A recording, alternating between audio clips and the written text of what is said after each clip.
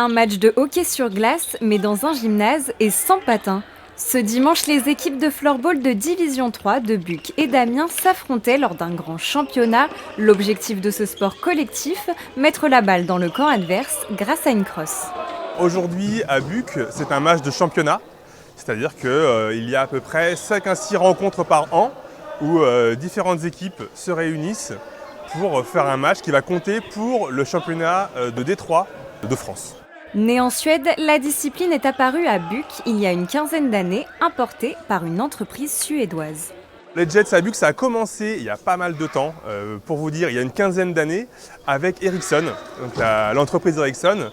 Il y avait pas mal de Suédois qui venaient en France en expat, et les Suédois, ce sont des fans de floorball, et ils ont commencé à jouer en fait dans les locaux d'Ericsson le soir, et ils ont vite cherché à trouver un gymnase qu'ils ont trouvé à Buc, et c'est là que tout a commencé pour notre club.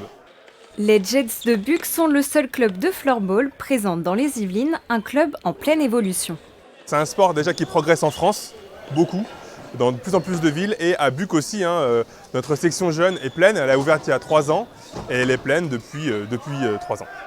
Au total, ils sont une cinquantaine de licenciés à pratiquer la discipline à Buc. Ce dimanche, les Jets se sont imposés face à Amiens 4-2.